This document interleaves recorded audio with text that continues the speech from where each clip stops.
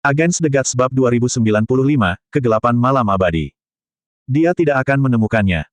Suara tua Raja Naga membawa kepastian mutlak, aku pernah mendengar bahwa seorang perwira ilahi dari Tanah Suci, karena suatu penyakit tertentu, mengirim ksatria abis mereka untuk mencari kristal api primordial selama puluhan ribu tahun tanpa hasil, dan terpaksa mencari metode lain. Hal-hal yang fana seperti itu seharusnya sudah lama menghilang.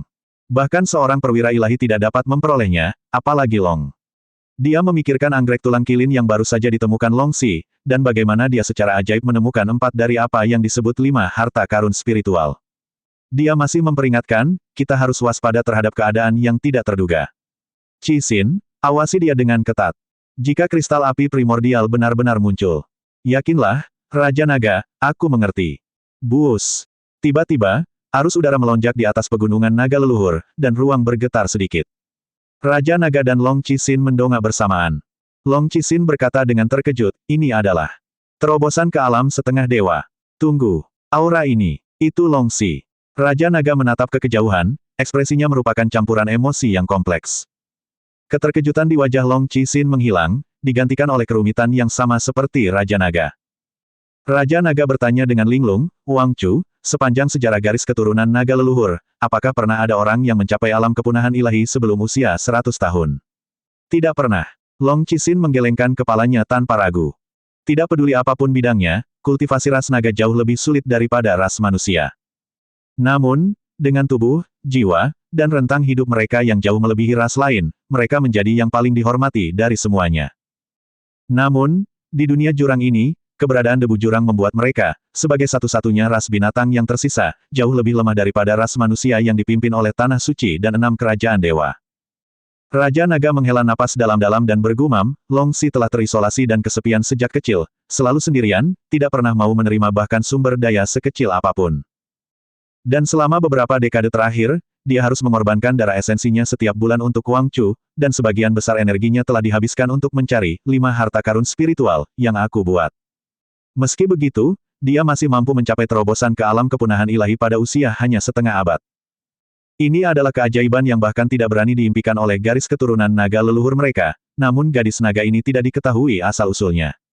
Asal-usulnya asing. Dia tidak bisa menahan rasa kagum, tidak bisa menahan rasa melankolis, dan tidak bisa menahan rasa khawatir.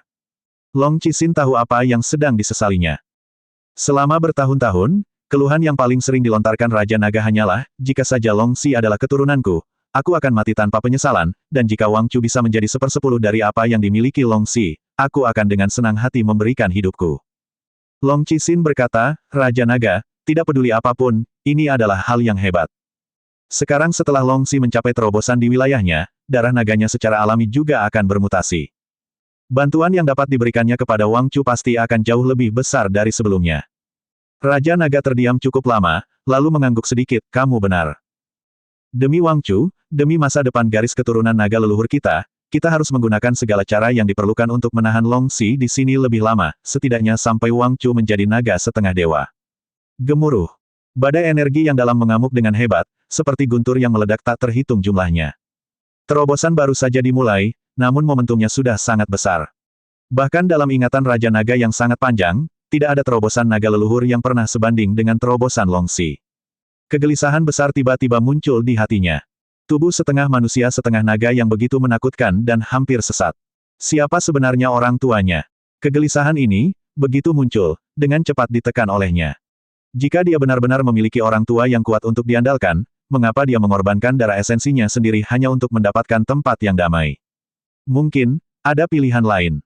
Merasakan anomali yang semakin dibesar-besarkan di kejauhan, Raja Naga berbicara perlahan. Pertemuan Tanah Suci 3 tahun dari sekarang pasti akan menjadi tempat yang sangat istimewa. Secercah harapan berkedip di mata naganya yang sudah tua, Kaisar Yuan telah menemukan jalur spasial menuju Tanah Suci Abadi. 50 tahun dari sekarang, ketika kekuatan 4 imam besar dan 7 kerajaan dewa pulih sepenuhnya, mereka akan dapat mengaktifkan cermin ilahi sekali lagi dan membuka kembali jalur menuju Tanah Suci Abadi. Jumlah orang yang dapat diangkut cermin ilahi setiap kali sangat terbatas, dan pertemuan Tanah Suci 3 tahun dari sekarang kemungkinan akan menentukan kelompok pertama orang yang memenuhi syarat untuk pergi ke Tanah Suci Abadi. Meskipun ras naga saya kecil, kita pasti akan mendapat tempat. Jika kita dapat mengirim Wang Chu ke Tanah Suci Abadi, dunia tanpa debu jurang, pertumbuhan ras naga saya tidak akan lagi menghadapi rintangan yang begitu kejam. Mungkin, di dunia yang disebut Tanah Suci Abadi itu, dengan generasi reproduksi dan perubahan waktu, garis keturunan naga leluhur saya akan sekali lagi berkuasa atas semua ras, dan sekali lagi berdiri di puncak semua makhluk hidup. Long Cixin mengangguk dengan berat. Harapan Raja Naga pasti akan terwujud. Pergilah ke Wangchu, kata Raja Naga. Terobosan Long Si pasti akan sangat merangsangnya. Kata-katanya lemah.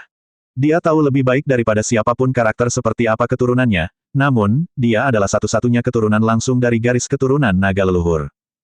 Terutama, peringatkan dia lagi, tidak peduli apapun, dia tidak boleh mengungkapkan masalah darah esensi Long Si. Sayang sekali. Bahkan tanpa kebohongan, dia tahu betapa keji tindakan ini.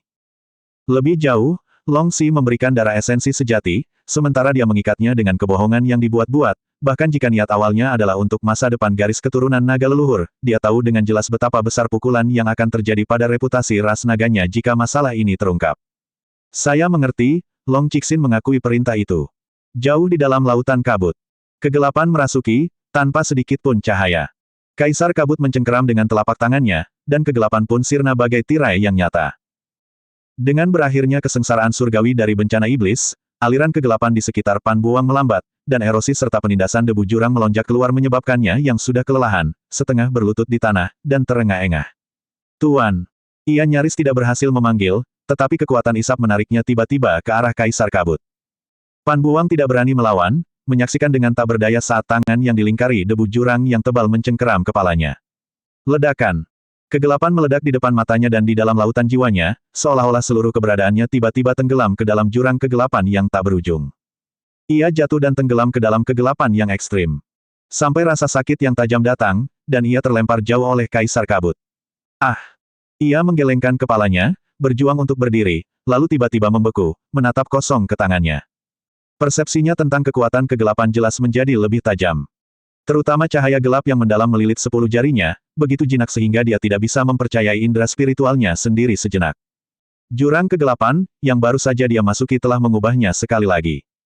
Dia berlutut kembali, suaranya serak, "Terima kasih, Guru, atas anugerahmu. Kamu berterima kasih padaku terlalu cepat."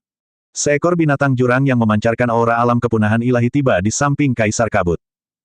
Kristal jurang yang agak besar dilemparkan ke depan Pan Buang, dan suara dingin Kaisar Kabut mengikuti, "Kamu punya waktu setengah jam untuk pulih." Setelah setengah jam, binatang jurang ini dari alam yang sama denganmu akan melancarkan serangan tanpa henti padamu. Di kedalaman laut kabut ini, kamu benar-benar tidak diuntungkan dalam pertempuranmu dengannya. Kaisar Kabut berbalik dan berjalan pergi tanpa ampun, saat ini atau besok, jika kamu mati, maka kamu hanyalah sampah yang tidak berguna. Jika kamu masih hidup, aku akan mulai mengubah seni kegelapanmu yang mendalam, sehingga di dunia jurang ini, tidak ada praktisi kegelapan yang mendalam dari alam yang sama yang akan menjadi tandinganmu. Jangan mengecewakanku. Menatap bayangan abu-abu Kaisar Kabut yang surut, Pan Buang menggertakkan giginya dan berbisik, 10 hari yang lalu, aku lebih baik mati. Tapi sekarang, tidak ada yang bisa menghentikan jalan balas dendamku. Keputusasaan akan memadamkan keinginan untuk hidup, sementara harapan akan membangkitkan binatang buas di dalam jiwa. Kaisar Kabut tahu betul hal ini. Kerajaan ilahi penenun mimpi, Aula Anak Dewa. Begitu Yun Ce melangkah keluar dari ruang kultivasi, Liu Zanyi bergegas maju, "Tuan muda, anak Dewa Jianxi sedang berkunjung." "Oh tidak," anak Dewa Jianxi berkata, "meminta audiensi, dan telah menunggu Tuan muda selama 3 jam. Dimengerti, aku akan pergi sekarang." Setelah melihat Yun Ce, Meng Jianxi segera berdiri, wajahnya jelas menunjukkan sedikit ketidaknyamanan. "Anak Dewa Yuan." Yun Ce mengangkat tangannya. "Satu-satunya anak dewa dari kerajaan Dewa Penenun Mimpi adalah kamu, Meng Jianxi. Yang lain memanggilku anak Dewa Yuan karena sopan santun, kau tidak perlu melakukannya." Meng Jianxi tidak memaksa, "Baiklah, kalau begitu, aku akan memanggilmu Yuan Di, bagaimana? Setidaknya lebih menyenangkan daripada anak Dewa Yuan." Yun Ce tidak memaksanya untuk memanggilnya Yun Ce, dan duduk di hadapannya dengan santai. "Apa yang membawamu ke sini hari ini?" Meng Jianxi sedikit menenangkan dirinya dan berkata, "Masalah giok ilahi wahyu surgawi telah sepenuhnya diselesaikan. Kesalahan telah dialihkan ke Jianzuo sebanyak mungkin, dan aku juga telah meminta maaf secara terbuka atas kegagalanku mengendalikan bawahanku." Namun, dia memejamkan matanya, seolah-olah dia tidak berani melihat ekspresi Yun Ce, "Ibuku, dia masih. Apakah kejadian kemalangan Meng Jian Yuan 100 tahun yang lalu ada hubungannya dengan ibumu?" Yun Ce tiba-tiba bertanya. Sebenarnya, dia tahu lebih baik daripada siapapun bahwa Meng Jingze dan Meng Jianzhou lah yang telah membunuh Meng Jianyuan.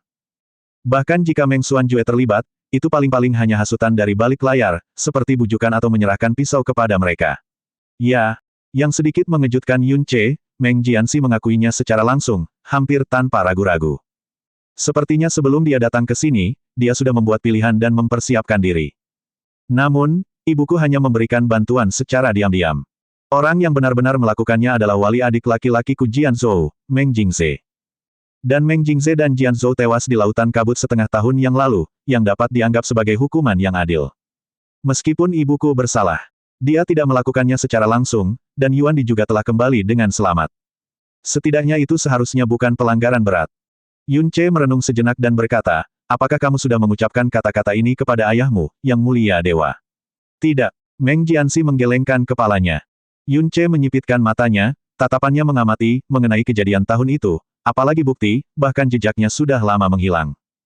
Bahkan jika kecurigaan jatuh padanya, selama dia menolak untuk mengakuinya, tidak ada yang bisa menghukum ibumu. Aku yakin Yang Mulia Dewa sudah lama mencurigai ibumu.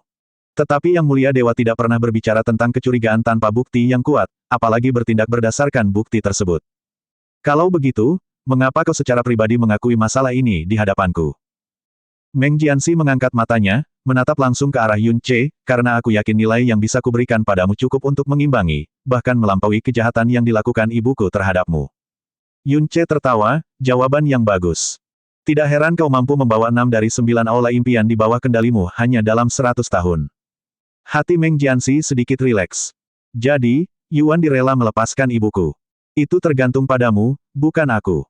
Yun Ce tidak menyadari sebelumnya bahwa Meng Jianxi akan begitu protektif terhadap ibunya. Jawaban Yun Ce yang ambigu tidak membuat Meng Jianxi tidak puas, tetapi sebaliknya, dia menunjukkan sedikit emosi, seperti yang diharapkan dari Yuan Di.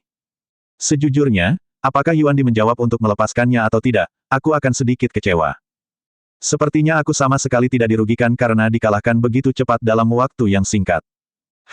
Yun Ce meliriknya ke samping dan terkekeh, tidak perlu omong kosong seperti itu. Hari itu, aku memintamu untuk mengatur jaringan intelijenmu, kamu tidak lupa, kan? Meng Jianxi berkata dengan serius, Aula Xuanji, yang merupakan aula mimpi ketujuh yang dikelola oleh pamanku Meng Xuanji, bertanggung jawab atas intelijen. Semua intelijen dari Aula Xuanji akan segera disinkronkan denganku, dan mulai sekarang, secara alami akan segera disinkronkan dengan Aula Putra Dewa. Seberapa banyak yang kau ketahui tentang Putri Ilahi Kerajaan Malam Abadi saat ini? Tanya Yun Ce. Ia tahu sedikit tentang putra dan putri ilahi dari kerajaan dewa lainnya.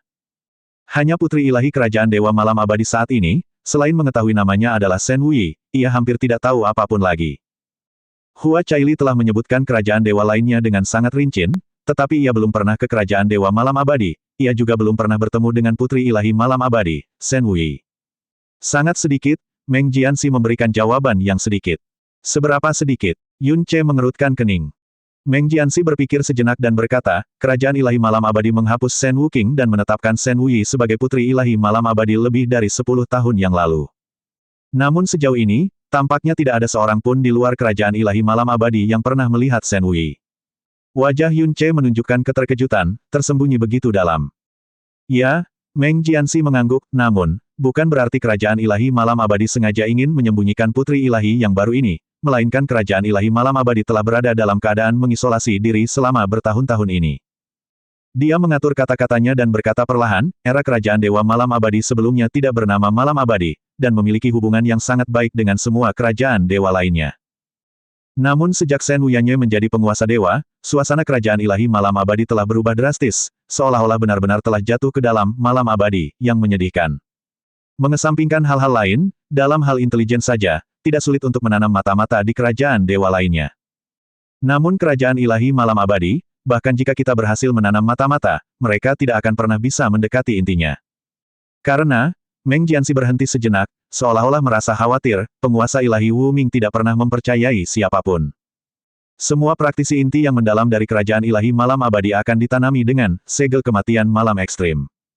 Begitu kata-kata, segel kematian keluar, hati dan jiwa Yun Ce bergetar tak terkendali.